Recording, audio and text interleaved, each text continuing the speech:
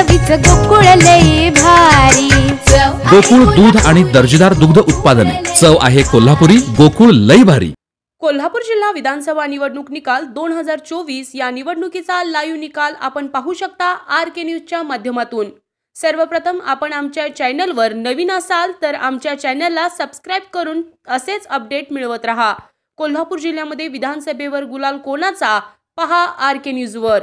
कोल्हापूर दक्षिण विधानसभा मतदारसंघात ऋतुराज पाटील यांनी महाआघाडीतून निवडणूक लढवली आहे, तर अमल महाडिक यांनी महायुतीतून निवडणूक लढवली आहे। कोल्हापूर उत्तर विधानसभा मतदारसंघात राजेश क्षीरसागर महायुतीतून तर राजेश लाटकर अपक्ष महाआघाडी निवडणूक लढवली आहे। करवीर विधानसभा मतदारसंघात राहुल पाटील महाआघाडी, चंद्रदीप नरके महायुती, संताजी घोरपडे जनस्वराज्य शक्ती यांच्यात लढत झाली आहे। राधानगरी विधानसभा मतदारसंघात महायुतीचे उमेदवार प्रकाशराव आबिटकर यांना वनवे वाटणारी निवडणूक महाआघाडीचे उमेदवार KP पाटील यांनी जिंकणारच या जिद्दीने चुरशीने केली आहे, तर AY पाटील यांनी अपक्ष म्हणून मतदारसंघ पिंजून काढला आहे। शाहूवाडी विधानसभा मतदारसंघात विनय कोरे जनस्वराज्य शक्ती, सत्यजित पाटील महाविकास आघाडी।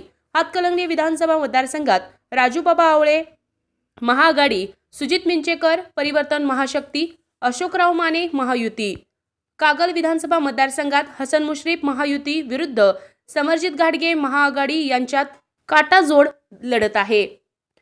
चंदगड विधानसभा मतदारसंघात राजेश पाटील महायुती त्यांच्या विरोधात नंदा बाबुळकर महाआघाडी उमेदवार यांनी लढत दिली। शिरोळ विधानसभा मतदारसंघात गणपतराव पाटील महाआघाडी उमेदवार त्यांच्या विरोधात राजेंद्र पाटील याड्रावकर महायुती उमेदवार यांच्यात लढत झाली। इचलकरंजी विधानसभा मतदारसंघात मदन कारंडे महाआघाडी उमेदवार त्यांच्या विरोधात राहुल आवाडे महायुती उमेदवार यांच्यात चुरशीची निवडणूक झाली। कुणाला किती मते पडली, कोण उमेदवार किती लीड घेऊन विजय झाला, पराभव किती मतांनी झाला याची संपूर्ण निकालाची अपडेट पाहण्यासाठी RK न्यूज पाहायला विसरू नका। आई येस ब ब बदक क क कणीदार, ख ख खमंग ग ग गोकुळ तू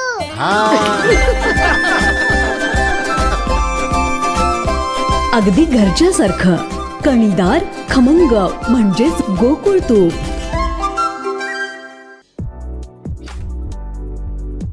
ताज्या घडामोडींसाठी RK न्यूजच्या YouTube चॅनेलला सबस्क्राईब करा आणि बेल आयकॉनला क्लिक करायला विसरू नका।